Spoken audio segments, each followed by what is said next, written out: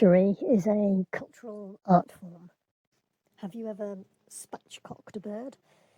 Beccaficio, schizophrenia in Italian and in French. Spatchcock. Three-dimensional architecture. Space divided up into lots of different triangles. And then those triangles can be wrapped around something. Basically, you're breaking the spine of a bird. Dear, oh dear. A pig or a venison, it's usually to shove a rod up all the way through it and roast it over a fire that way rather than flatten it out. You'd have to have a huge pan, and metal tends to be in short supply. Cutting the legs off, something that you don't want the skin of. A bigger animal, a venison, a deer, for example, you want the skin, don't you? So you take the skin off first, then you take the legs off, then you chop its head off. You go after the choice ribeye along the back, along the spine. You can separate out the ribs. Probably want to do that all together and just put them in a pot. It's all much more manageable on a bird. Now in French, to a newcomer, duck. Duck is a beautiful bird. Goose, perhaps even more so, but duck's got more flavour. The neck of chicken, duck or goose, perhaps too much flavour. Almost acrid. Individual portions, well, what we commonly have now, probably have fed a family for a day. Duck breast, a few slices of, and pay a lot of money for. Goose fat you want to retain. Duck fat, cook the duck in its own fat. I know it sounds so cannibalistic, doesn't it?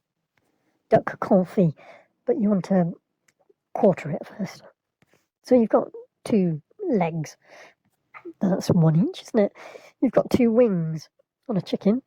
A commercial chicken, that would have fed 1 person. Now the 2 breasts, you could quarter those. You could cut those in half. And cook them fat side down, skin side down. It renders the fat out of them. Makes it beautiful and crispy and tasty. How to spatchcock a chicken is all what we're doing today, but I'm likely to get a bit distracted. Once you've done that, you've learnt the basic principle. Spatchcock a venison. I still meet so many people that don't want to eat fish not because it's got scales on it particularly. They're fine with it if someone's filleted for them. These aren't people from hot countries that have traded something, taken out into the desert. I'm going to give them the squirts and have decided to go a bit 7-day Adventist phobic on it and every other shellfish. It's the bones in a whole fish people don't tend to like. Chicken, pork, lamb and goat, not so likely to get stuck in your throat, but they're a big investment. You don't tend to buy a whole animal, do you? Incidentally, goat tends to be chopped up with a bandsaw, and there can be some bones lurking in those cubes of meat.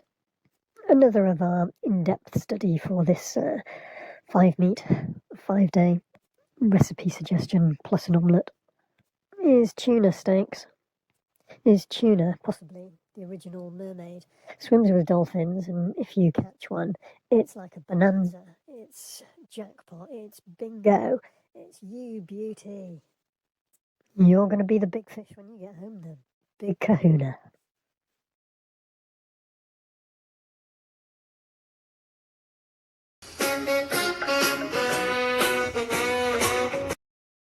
Lorraine, one of the best pound for pound, euro for euro red wines out there possibly, for any budget. The Gregor, another beautiful red, with only slight, very natural hints of oak, that complement perfectly the oak chippings that the fire imbues into the venison. The most galling parts of the butchery process were the scraping and the huge amounts of salt that I need for the skin. I messed that up and flies and maggots ended up getting to it. I'd done a fox before, eaten a fox, and a hare, which is very similar to a rabbit. But the deer had so much meter squared area, I suppose. And while it may or may not have been fun to have this head on, a bust on the wall, and a skin rug on the floor, it didn't really have as much value to me as the huge amounts of effort that you have to put in. And how do you get the shape and taxidermy terms of the head without it looking like a cuddly toy by the time you're finished? You have to put the skull back inside the... It seemed the most sensible to me, but then you've got to get the brains out of the skull. How do you get the brains out of the skull?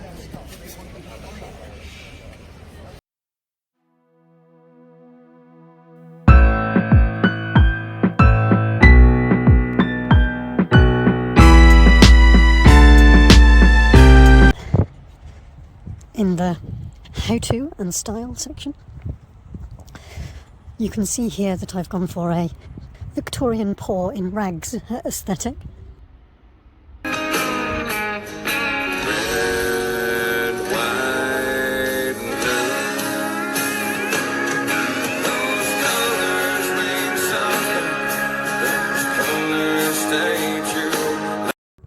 You might perhaps be interested to see how I've done my hair.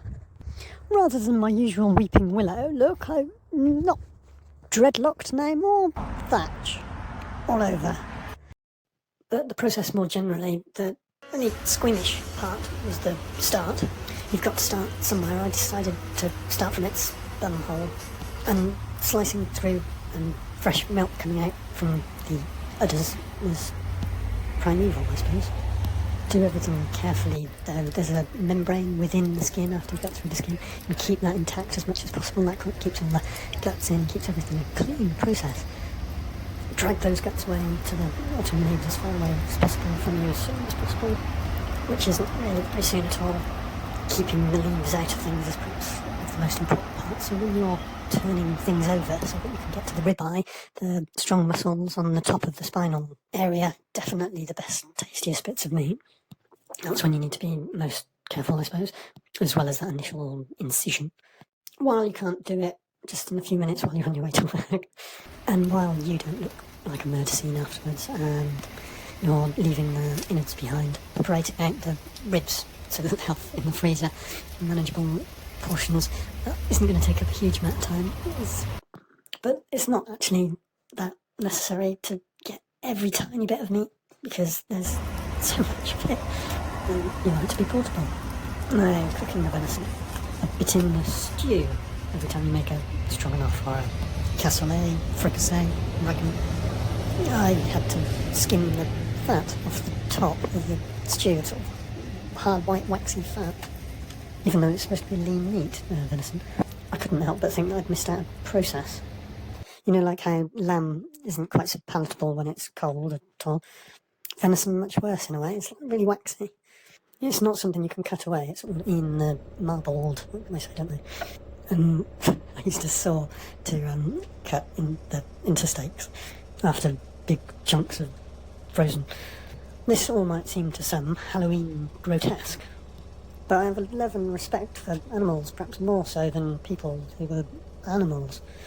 And I want there to be this biodiversity on the planet. But look what's happened to cart horses and horses since the First World War. There just hardly are any. Why aren't we allowed to have cows, horses, domesticated animals on the planet? They have a right to life too. Once they no longer considered a working or farmed resource, because everyone's borderline vegetarian or vegan, they become extinct. A little bit of vegetarian is good for you, of course. And very tasty too.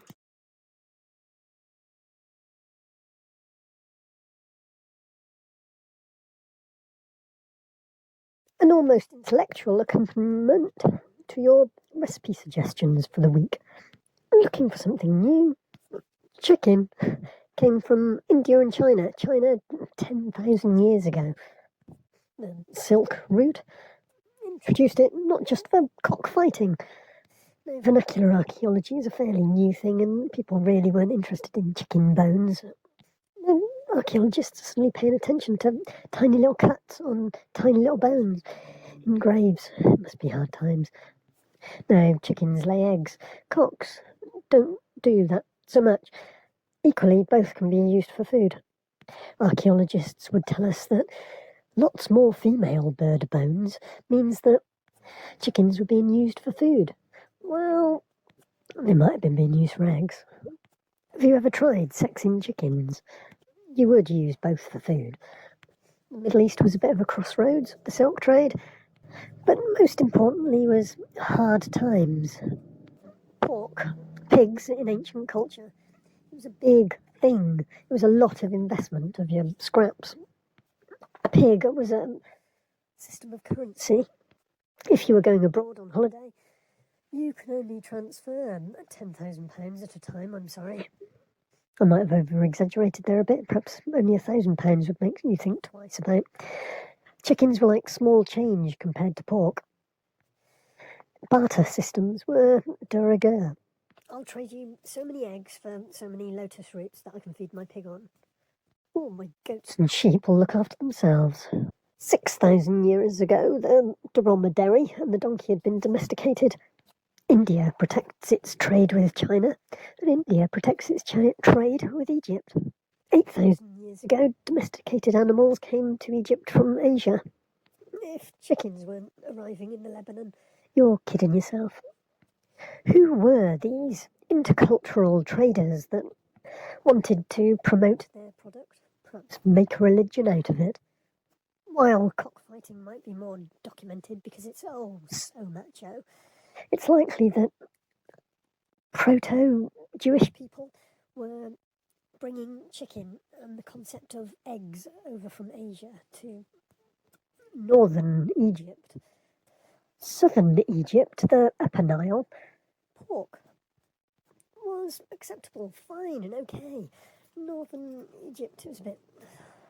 That's not our god. No, northern and southern Egypt, lower and upper Egypt, they had their conflicts, and when one god, one culture was in the ascendancy, pork was okay to eat. Other times it wasn't so much. But thankfully, at some point in time, both pork, bacon, and eggs came together within one single culture. The Upper Nile, southern Egypt, even now is called Black Africa. The southern shores of the Mediterranean, this is the Arab belt. Persia and Iran, quite separate, but Arab all the same. The core of the Holy Land, perhaps the most sophisticated and educated of all of us. At that time, the Golden Crescent, the Fertile Crescent, the three Semitic peoples, these are who have given us, thankfully, the full English. Bacon and eggs. Call it eggs and bacon if you like. Call it ham and eggs, eggs and ham. And cured slices of back or streaky bacon, smoked or unsmoked. That cut that you can't get in France is so important to the full English. Yes, likely gammon was the first choice cut, and lardons would have been your shillings and pence of it all. The Fertile Crescent, Arab, Jewish and Persian culture brought us not only olive oil, not only red wine, but also, thankfully, bacon and eggs.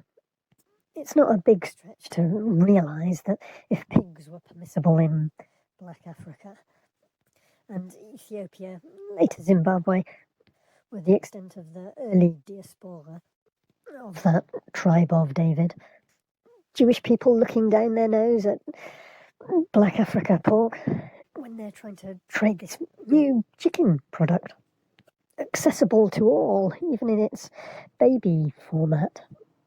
It's going to be banned, it's going to be dirty, it's just not kosher. No, I'm going to stray on to everywhere beyond those trading routes.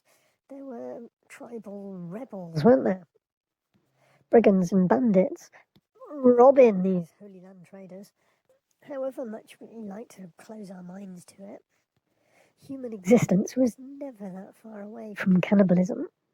Original slaves, as you may see yourselves to be, you're going to want to have some standards, aren't you? Rich Jewish people have always exploited poor Jewish people masses. The Golden Fertile Crescent is more civilised than the rest of the known world, where they eat bushmeat. Bushmeat that surely causes diseases like COVID. Bushmeat that, just the same as cloth, brings the Black Death, plague. All those thousands of years ago, it must have seemed like an enlightenment that we've decided ethically and morally that we're not going to be cannibalistic. It's worth creating a religion out of that. And it's disrespectful of your forefathers not to acknowledge such fears, really, of descent into Neanderthalism. My apologies to any listeners that have a high percentage of Neanderthal blood in them, as we all do to a certain extent.